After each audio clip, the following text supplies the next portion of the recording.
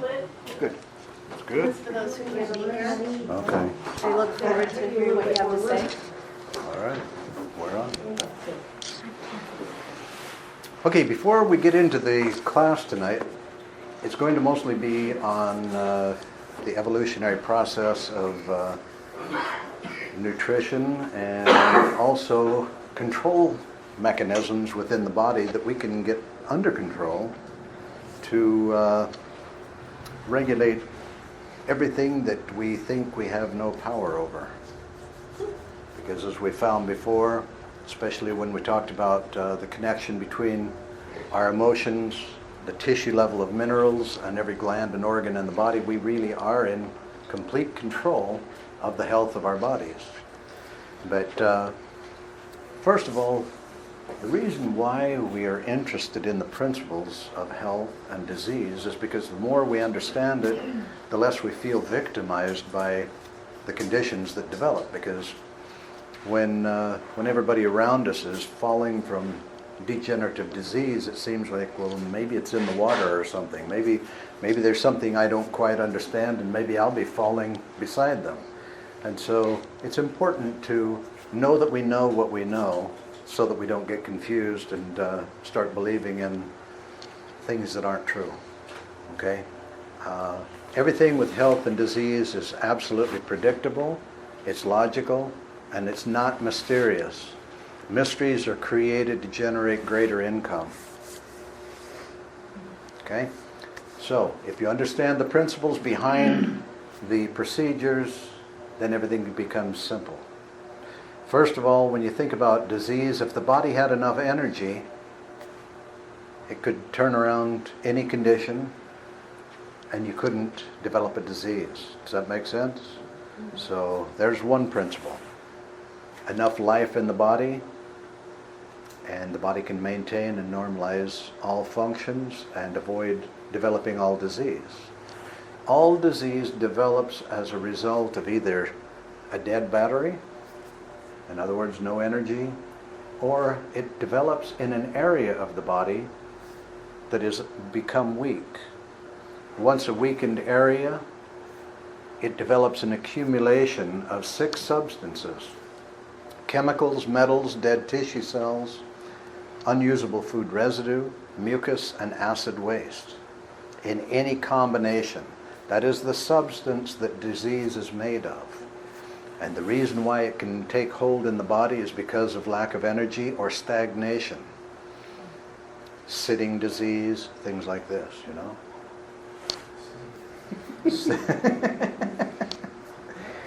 And so mainly, if we keep enough activity in the body, we fuel it properly, we keep the sludge removed out of it, the body is brilliant enough to keep functioning properly. Now, of course, we've been led to believe that mysterious forces break the body down and create disease, and that is totally unrealistic. We were told for years and years and years that microorganisms are the cause of all these terrible things that are happening. Then enough people got microscopes that they had to change their story. Now it's all genetics. If you're genetically messed up, you don't stand a chance. You're going to be on medication the rest of your life anyway. Another fairy tale. Okay? It's completely under our control. There is only one cause of all disease, and especially all degenerative disease, and that is human self-destruct. There is no mysterious force trying to destroy us. We're guilty of doing it ourselves.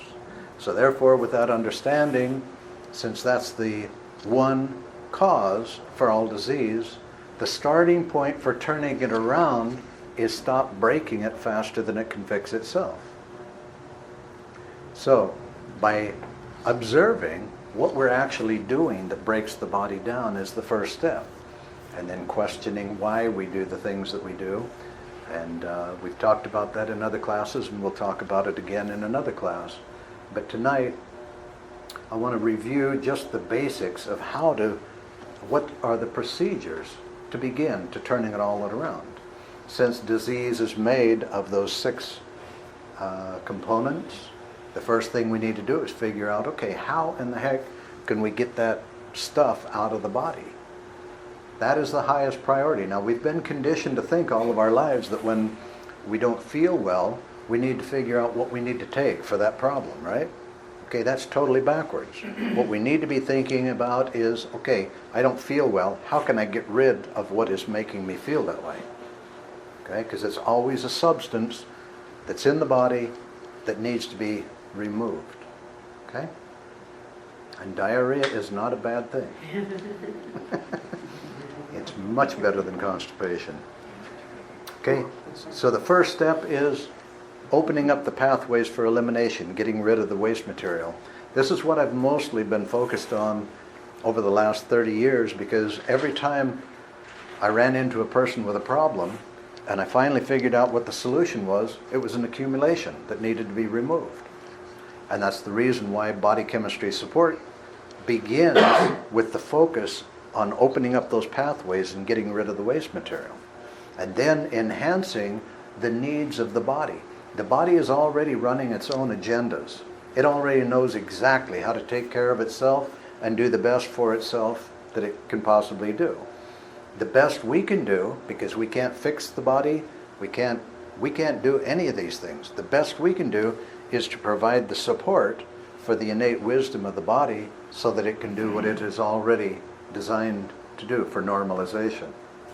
Okay? And that's the reason why, first of all, it's detoxification. Then enhance the digestion and all the priorities that I've built into the body chemistry support system. That's basic 101. Whether a person is taking chemotherapy for cancer or what treatments, it doesn't matter. Without the foundation, if these fundamental principles are not being handled, then the good that is being accomplished up here is being undermined by the work not being accomplished by these basic principles. Now, these are not my ideas that I put together. The way that I gathered the information is by sitting beside tens of thousands of people doing health screens and listening to their intuition screaming out, trying to get attention. And I caught myself verbalizing their intuition over and over again until I saw a pattern to it of how, if the body were given a microphone and given a voice, what would it request? And it requests, support me. Don't impose treatment onto me. Treatment, for the most part, is an insult to the innate wisdom of the body, because it's already doing what it needs to do. In fact, if it were possible for the innate wisdom of the body to correct whatever problem was going on, it would do that. But we are breaking it in a greater way than it's able to overcome. And so what we need to do is just be a little bit more aware of what is it that the body's trying to do and how can we help it. Okay, obviously the body is doing everything that it can to remove the chemicals, metals, and all this garbage from the body, but why can't it get rid of it? Are we being exposed excessively to the point where the body can't clear it fast enough? Or are we holding on to it all? Oh, that's it. We are holding on to it because we believe in stress. Is there anybody in here that believes in stress? Everybody in here have 2 legs and 2 arms? It's the human thing to do. But stress or any other form of fear causes contractiveness within the body, and contractiveness is what locks this waste material into the body. And as we've talked about before, it doesn't matter what we're exposed to, as long as we keep those pathways open and release it again, it causes no harm. The harm is caused when we hold on to it for an extended period of time. When we hold on to old emotional crap, you can say, what do you think the colon's going to do?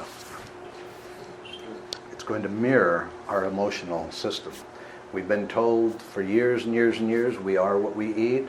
The reality is we are what we feel. And the body is the crystallized form of those emotions.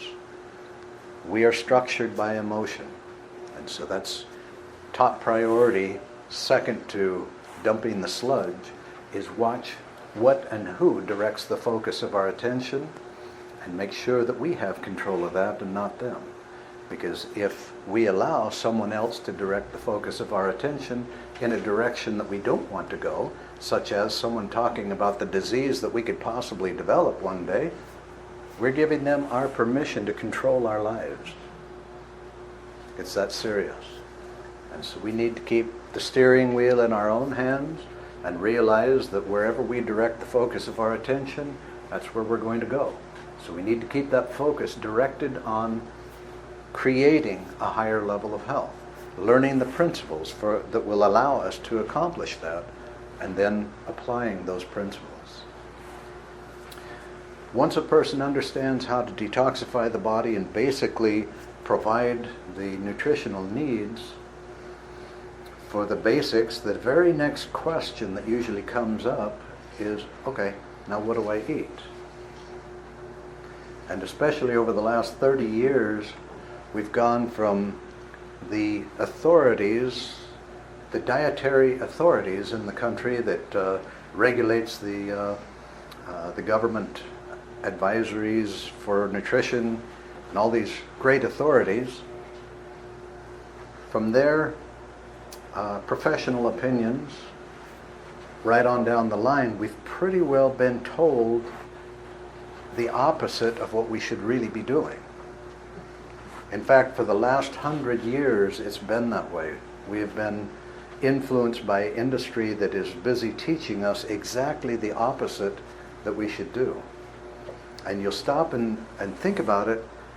Whenever there's a great promotion for anything, it's not going to be for your good, because there's money pushing the promotion. How many carrot advertisements do you see on the television? How many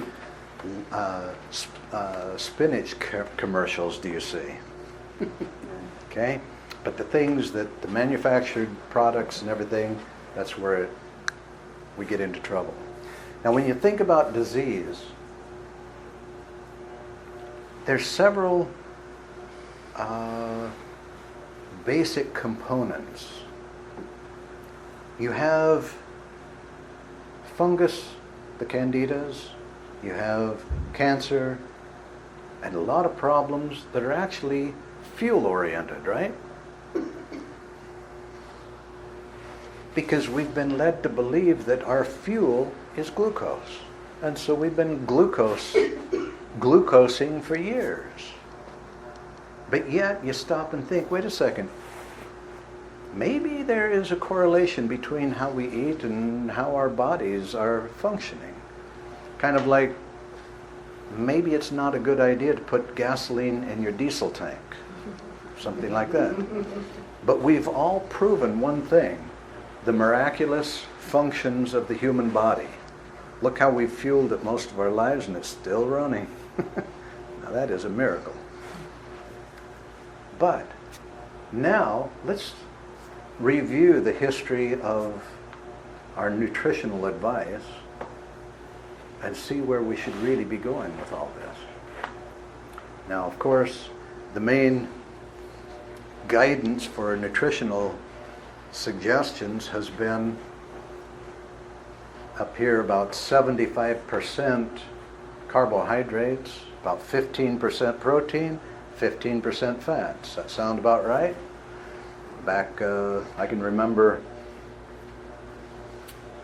studying the McDougall plan back in about 1992, 93, and it was just going like gangbusters, and it was pretty well in the same realm.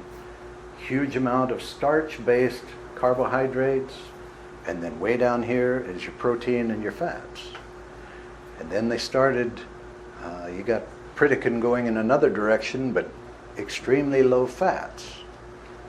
Anybody ever hear the term essential fatty acids? I guess he didn't hear that one.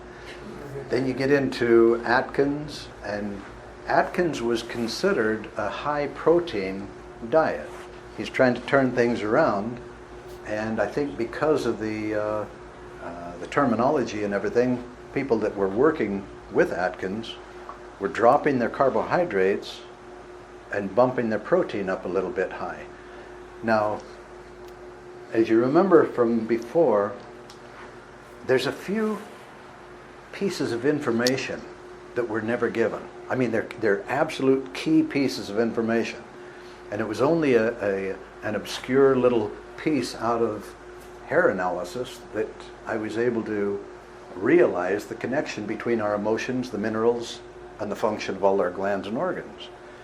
Now guess what? There's another little piece that I found that, of course, we don't hear about, and that is if we're eating too much protein. See, because back at that time when they started shifting, they felt like, okay, let's get the carbohydrates down a little bit lower, but protein's okay because we need protein. But guess what? They didn't tell us why people that had diabetes and people that had sugar problems were still fighting with their sugar levels, because they failed to point out that, oh, the liver converts the proteins to glucose. Just a little thing they forgot to tell us about there. Okay? So, then the weight loss group comes along thinking, okay, well, we know now that we got to get the carbohydrates down, we got to get the calories down. And of course, we know that fats are horrible for us. And so we'll have a moderate amount of protein and feel like we're starving all the time for some reason. Okay? Finally, it's getting to the point to where it all makes sense if you stop and think, okay, what is fuel? Fuel is carbohydrate because we've been sugar burners. Protein is fuel, but there's another item here that we can start converting into a better fuel, and that is fats. Now, back in the 20s when the lies really started, it was really focused on fats. Okay? And as Dr. Paul White stated, and he was a cardiologist back at that time, he said, I became a cardiologist in 1921, and I ran into my first heart patient in 27, 6 years later. Can you imagine a cardiologist nowadays looking for 6 years trying to find somebody that has heart disease? And he said that was the reason. The reason for that was because of the development of corn oil. And then we went into the lies of margarine, that saturated fats were horrible for us, and it just got completely out of control. And unfortunately, people believe commercials. And there were many, many commercials pointing out that, oh, saturated fats, that'll kill you. You got to get the margarine and you got to get the vegetable oils. Well, the vegetable oils, and especially the corn oil, is what has been causing all the trouble. Okay? It is not the saturated fats. In fact, you cannot find a correlation between saturated fats and heart disease. There isn't any true science. The science that proves that saturated fats are bad for you came from the great scientists of the margarine companies. Maybe there's a conflict of interest in those scientific findings, I don't know. Okay? But back when people were eating butter, lard, lots of eggs and all these things, zero heart disease. When vegetable oils came along, bang, it became epidemic. We've got to learn from history, not from commercials. The food industry has been manipulating our dietary habits for 100 years now. And so we've got to stop and realize, okay, we've got to work it out ourselves. We've got to figure it out ourselves. Okay? Now, after we finish clarifying a little bit more of the balances and the principles of nutrition, what I want to do is talk about the communication system within the body that determines everything. I mean, it has to do with the balance of our nutrition, how we consume foods. And again, I would say that 75% of everybody in here read it just like I did about 20 or 30 years ago and can't remember it because it went in one ear and out the other because it was too foreign at that time. And now we've got to understand it, so I'm going to share it again. Okay, so a lot of people that spun off from the Atkins started realizing that, okay, maybe fats aren't so bad, and we should increase fats. Then it became very popular, the paleo diet. Okay, now, when you stop and think of the paleo diet right now, it's quite a bit different from the paleo diet from before. And I want to compare the two so that we can get clarity on maybe some principles that would help to make it more effective, because somewhere between the zone and the paleo, we can get in the right ballpark, and then if you so desire, you can move on into a space where you can convert your body from being a glucose burner into a ketone burner, okay? Which would be kind of the ideal, because that's where we started, and that is the programming of the body. It isn't quite the way the paleo is right now because of a couple things. We do not fast the way they did back then. It wasn't called fasting back then, it was called starving.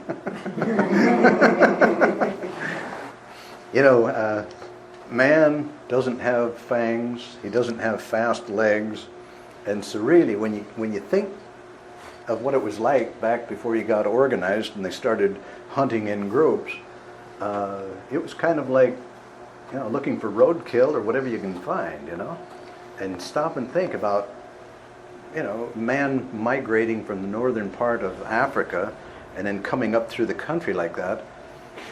I grew up in a forest up in Idaho, and you think, okay, on this diet you have wild berries and mushrooms and all these great things. Well, even up there where it's all green and lush and everything, your strawberries, they're about half the size of my little finger there. The wild strawberries, it takes quite a few of them to make a little meal or even a little tiny snack. And that's for about 3 weeks in the spring. You miss it, you don't get berries. There aren't berries growing year-round. And the roots are not that exciting when you think about, it's not like a big nice potato. The tubers in the ground that grow wild are not that filling, they're not that great a food. And so really what we're talking about here is when you could find an animal that you could kill and eat, that was food. So the primitive man lived mostly on meat. But the reason why he didn't OD on the protein was because these animals weren't caged up waiting for them to be eaten. They had to go out and chase them down, climbing up and down mountains and working their butts off to try and capture something to eat. And oftentimes they would go out hunting for a couple days and not find anything, and everybody would go hungry for a long time. Okay, so fasting shifts the body into a state of ketosis. Okay, now because of a couple misunderstandings through the years, that was kind of an uncomfortable word, mostly because diabetics, when they are low on insulin, they go into a condition of ketoacidosis if their sugar is still high and they start producing and their insulin low. And so it's it isn't a very healthy place for anybody to be in ketoacidosis. Another one is when a person is starving, they go into a state of ketosis. And that was considered, well, that must be bad because the person is starving. But when you stop and realize, you go into an extended water fast and you go into ketosis, and it keeps the brain active, and it keeps the body active, and we are strong and healthy in that state. And they started observing that and realizing, oh my gosh, maybe in a state of ketosis, maybe we can survive. And then they continued observing it and purposely creating a condition of ketosis, and they found, my gosh, the brain actually works better in a state of ketosis. The muscles and the whole body functions better in ketosis. And guess what? All these inflammatory patterns and all the disease conditions start clearing up.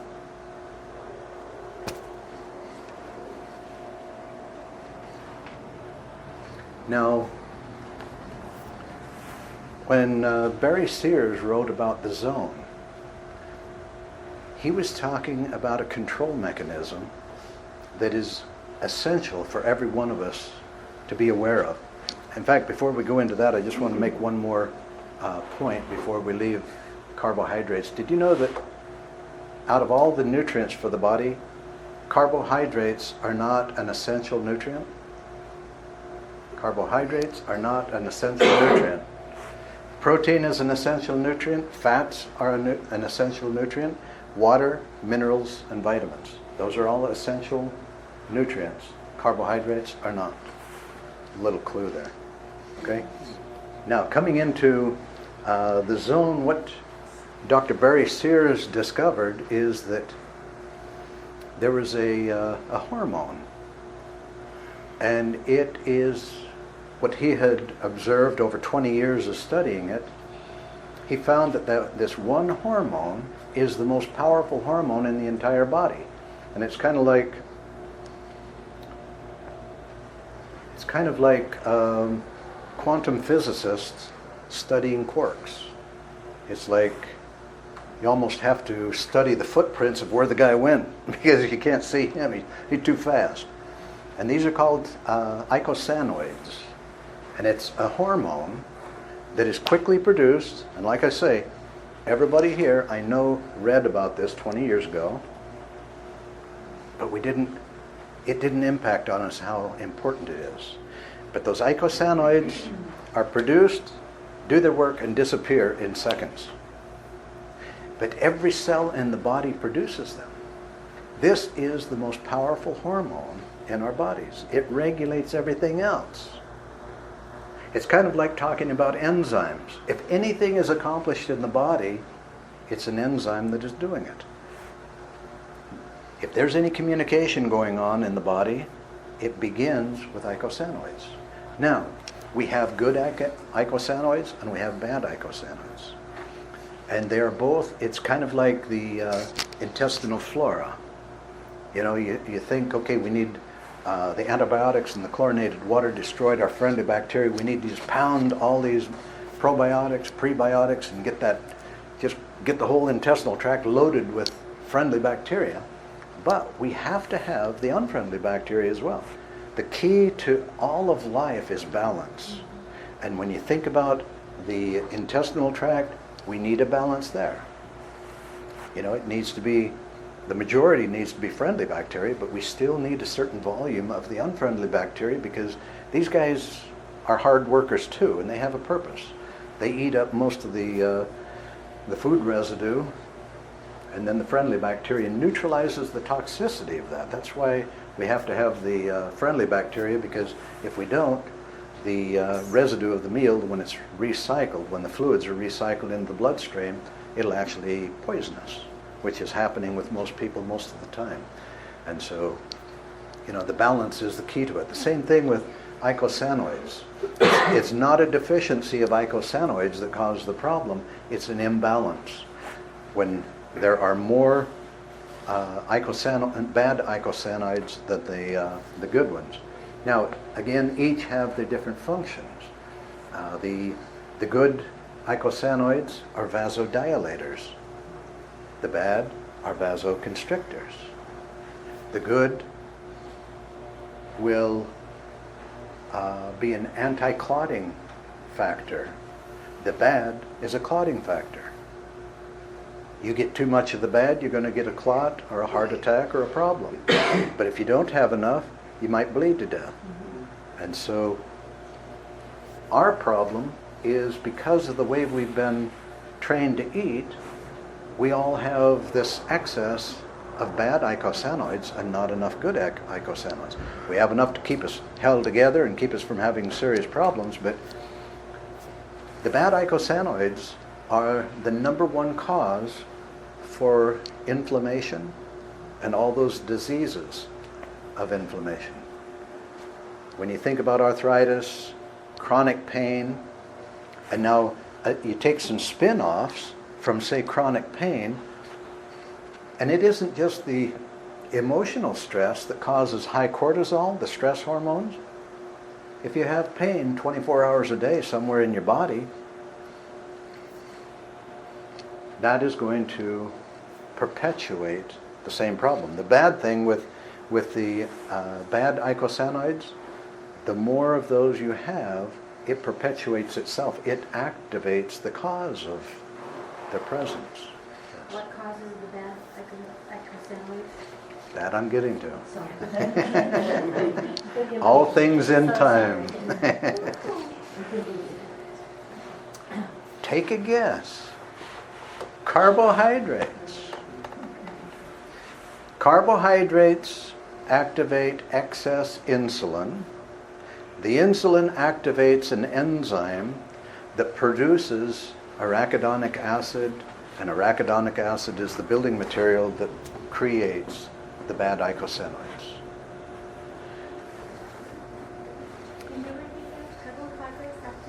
Carbohydrates activate excess insulin. And now you take a look at all the problems that are caused by insulin. You know, everybody surrounding a person with diabetes, it's implied that insulin is the savior. Insulin is not our friend. Insulin is an emergency hormone, and it should only be used when we need to move excess sugar out of the bloodstream because we OD'd already with carbohydrates or protein, or we would need it to either run away or punch somebody. Oh, that is the old programming that we are still running on. Which is a little sideline there, which is important for everybody to be aware of. The old programming that we run, either the fight or flight syndrome, we as modern man do something extremely foolish by creating a third option. And who can guess what that third option is? We don't punch the person and we don't run away. What do? Carbohydrates. What's that? Eat carbohydrates. I eat more carbohydrates. We implode. We stuff it in our livers, right? Anybody guilty of that? Everybody guilty of that? Okay, so insulin is not our friend, but it's the automatic result of excess carbohydrates or excess protein. Now, what happens if we drop carbohydrates to a very low level, proteins to a moderate level? Now, of course, we need fuel. So what would happen if we bump the fat up? Okay, now with fat, we get fatter, right? That's why all the low-fat foods? Oh, you mean that was another lie? You know how they fatten hogs? They give them low-fat milk, because when you take the fat out of milk, it's all you have left is sugar water, and sugar is what is converted to fat. And so all these non-fat this, non-fat that is making the people fatter, and they don't get it. And they're higher in sugar too, usually. Yeah. The fat, just like protein or fiber, calms the sugar down, slows it, a metering process, meters it slower into the bloodstream. So anytime, keep that principle in mind, especially with fiber and protein, when you have something that you might feel is a little bit more carbohydrate than your body would be comfortable with, to save the sugar rush and the associated insulin blast, put fiber with it or protein, and it will meter it to the point where you probably wouldn't need insulin to step in and be the big tough guy to save the day. We want to leave insulin out of the scene. Live our lives without even using insulin if we can. Yeah, when you talk about the carbohydrates, starchy, are you talking about natural carbohydrates or the processed carbohydrates? Oh, I'm just talking about Matter? natural even. Really? Yes. Yes. Sweet potatoes and that? Yes. When you look at the paleo diet, the foundation of the paleo diet doesn't even include starch.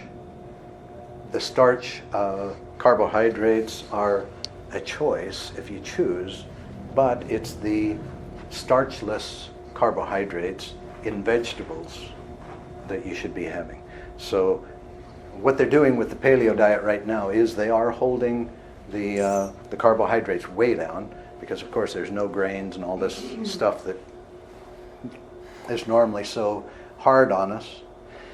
But then they're not really regulating the comparison of proteins to fats.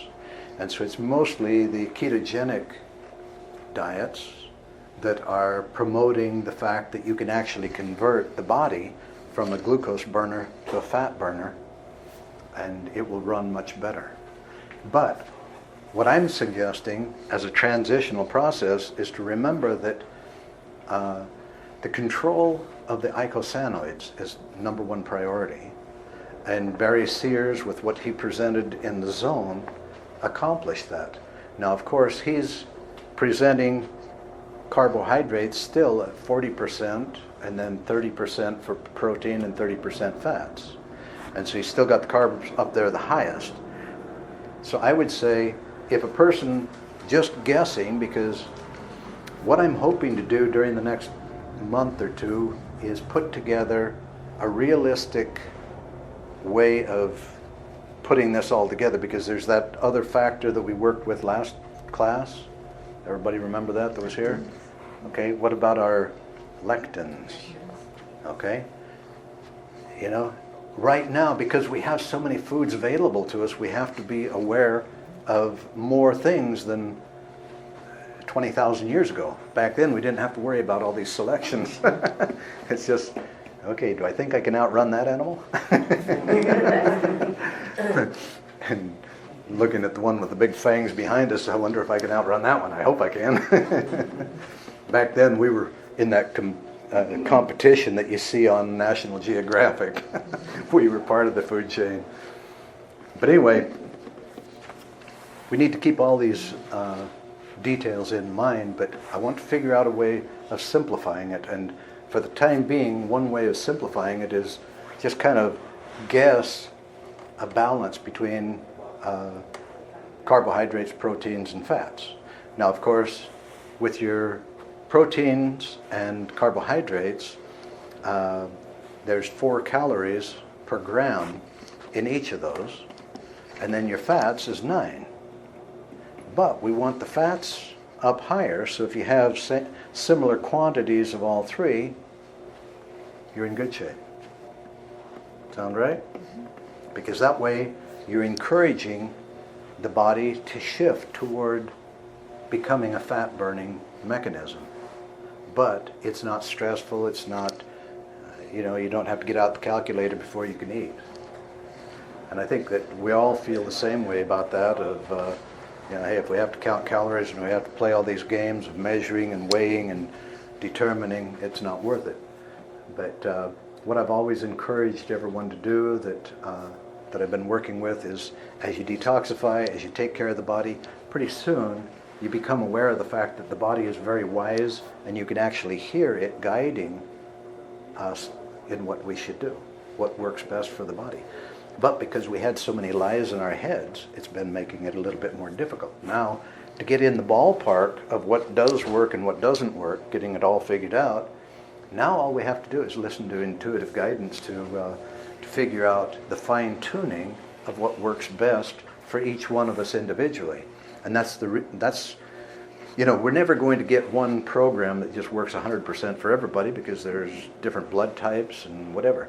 Oh, by the way, how many have an idea that you would like for me to figure out your blood type? And the reason why is because I need to get more of the kits to where I could do that.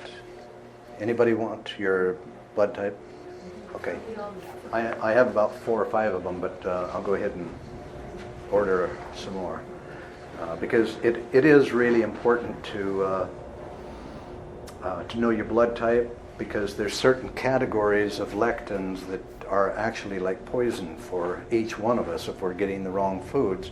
And there's no use. There's a woman that I was screening the other day, and she had serious problems. And when a person has some really serious problems like that, the first thing that tells me is that they are totally incapable of hearing their intuitive guidance or the wisdom of their body. And here she is, she was an A blood type, and she finally admitted to me after telling me that as soon as she got finished with the screening, she's going home and her husband was busy making a great big pile of shrimp and crabs. And I said, "You're totally allergic to those." And she says, "Oh, I was wondering why I didn't feel good every time I ate those." But she was so poisoned that she couldn't feel the full impact of her body reacting to those toxic lectins. And so it is important to know what major foods would be best for you to totally avoid. Yes, sir. With the lectins, like sprouted nuts. There's lectins in most foods, but because of our blood type, our ancestors developed coping mechanisms and ability, and there's different things with the blood types that make a difference. It's like one other thing is like O blood types, they are able to produce more hydrochloric acid, and so they can eat things that the A types can't, as an example. And so there's various reasons why, according to our blood type, we can eat certain things and other things we can't. And if we just have a ballpark understanding of what those are, look at the advantage of that. What I want to do is put together a basic system that would be with recipes and guidance, so that I want to pull from the highly beneficial and the neutral for everybody, because there's certain foods that we can all eat. And so those we don't even have to think about. And even like coconut oil, I think some of us are not supposed to take. Okay, but I don't believe that the negative possibility of something like coconut oil would be And avocados, worth too. worrying about. Yeah. And like for the A types that shouldn't touch cayenne pepper, I know that the nutritional benefits of cayenne pepper I do it anyway. far outweigh the possibility of a lectin reaction. Yes. Well, I'm a blood type A, and it says to avoid butter and coconut oil. So what oil should I use? Butter and coconut oil. Do blood types change? No. Well, yeah, but it might take you 10 or 20,000 years.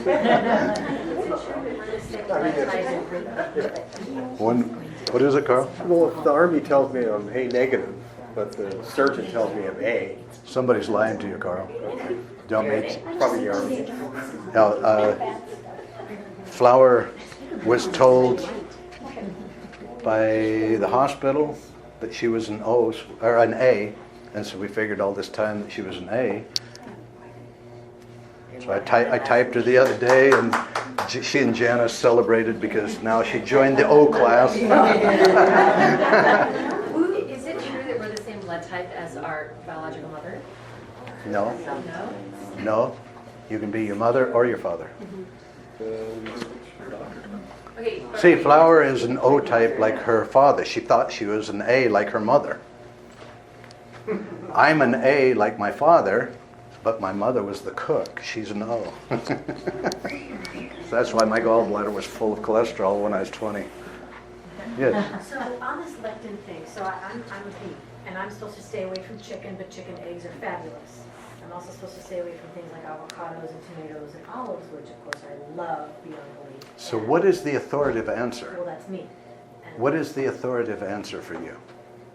I say I can have avocados, tomatoes, and Okay, you listen to your body. But I stay away from chicken. But I never really experienced a negative reaction to chicken. I just stopped because that's a.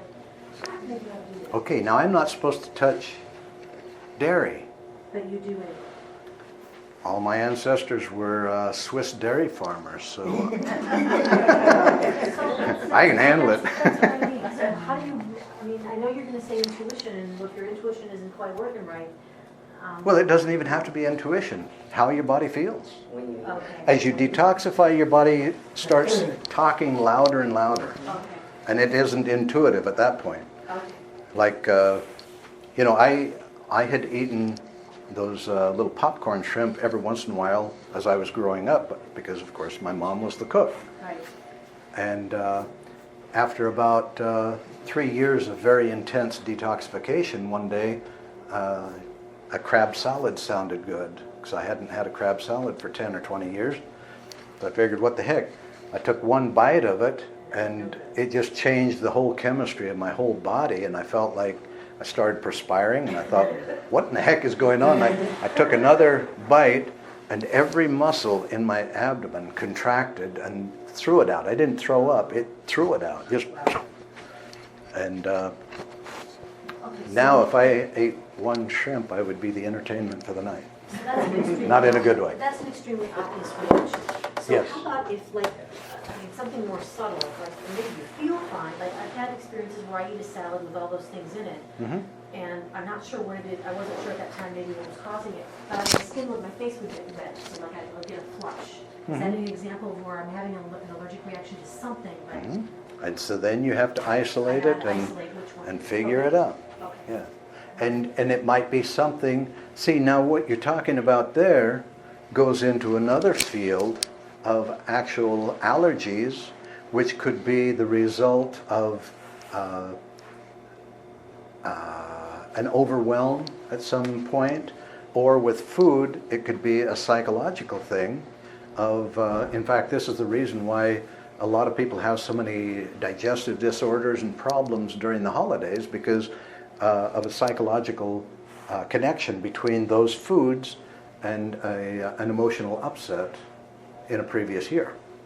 Because the brain automatically associates traumatic experience with whatever food or sound or whatever it associates with, and that is what would be considered a trigger.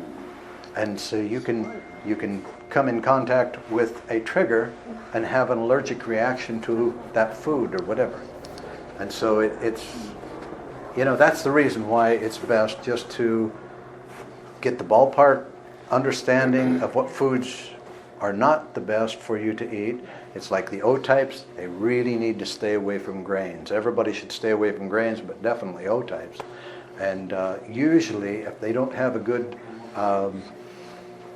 resistance or adaptation to dairy, they should stay away from dairy as well, because those are the two big ones that really mess their intestinal tract up. And then you have the A's, which I don't think that the only way that an A could eat shrimp, crab, and shellfish like that is if they're too toxic to be able to hear their body screaming, "Don't do it."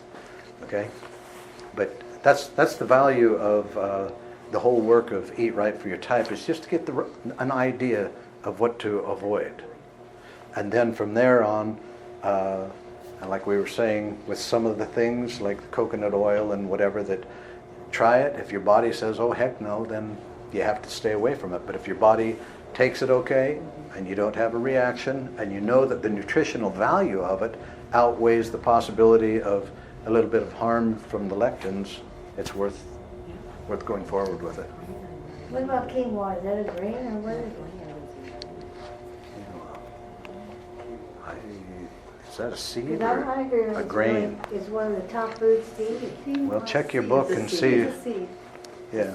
There's a new book about the blood type, not a new book, but there's new information that's updated. Like a new edition. Yeah, when you go online, so if you don't have the updated books, it is available, and that is in it now. Okay. So a lot of it.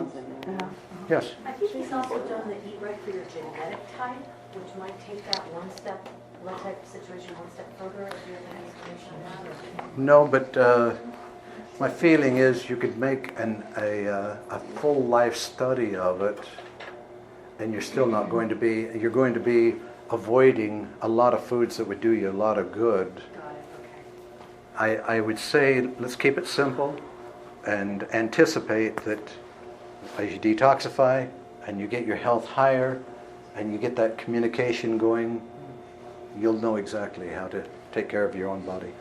You notice that guy that wrote the book, Diamanto or whatever his name is? That's what we're talking about. Yeah, lectin blockers. He's come out with some lectin blockers that Oh yeah? by blood type. Have you heard of this? No, but that sounds interesting. So is also that Dr. Gundry. Uh-huh. You know? Okay.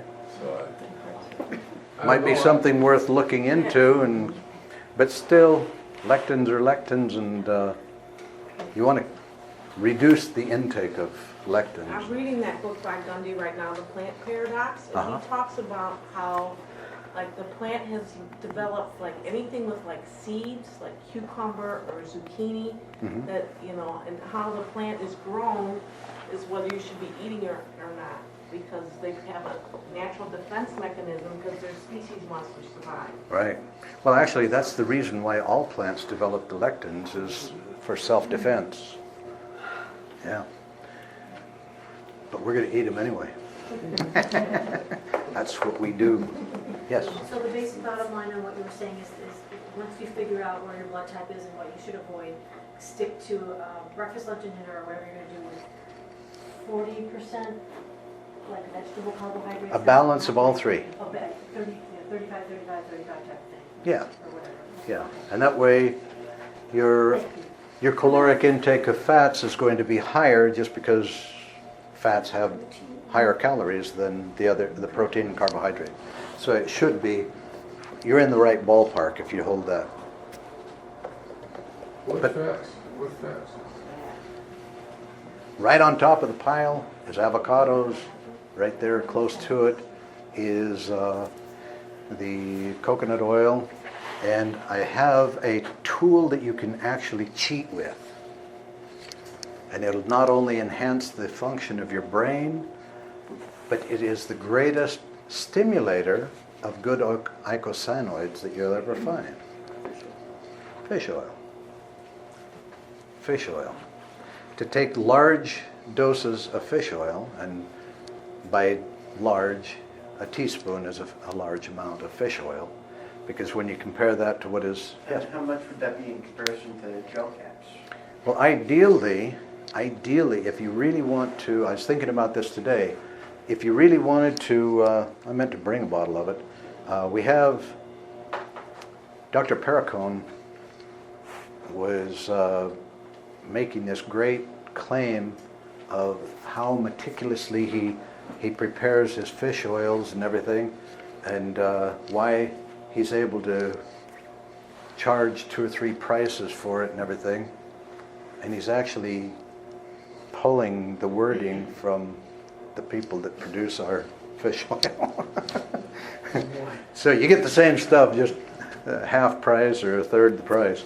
But anyway, it's a very pure pollock oil from Alaska. And so it's good, it's pure, it's... It's not Pacific waters.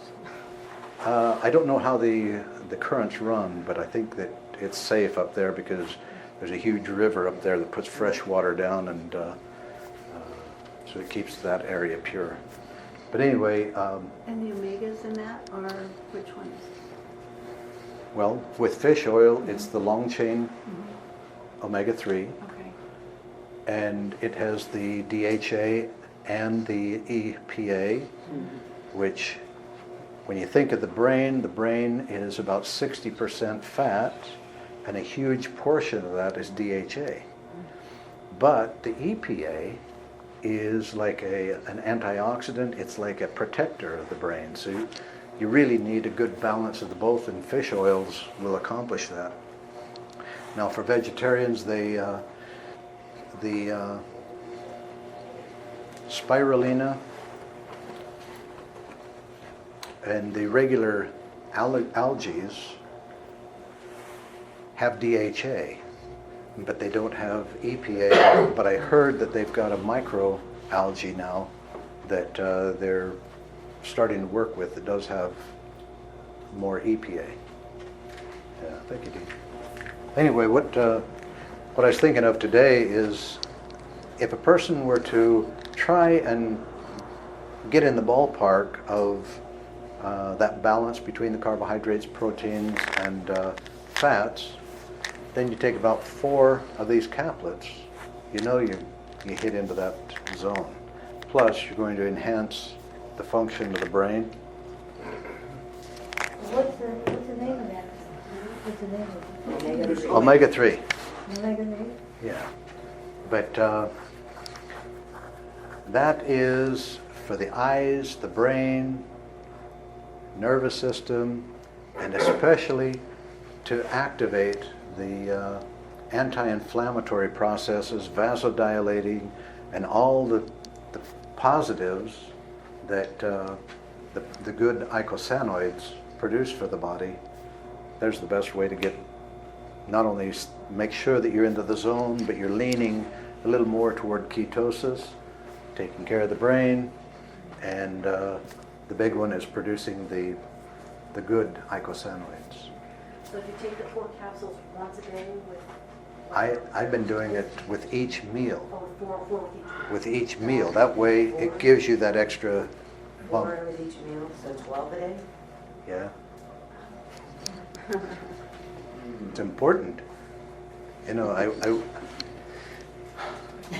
I want my brain to work better, okay? Even all 3 doing it and didn't tell me.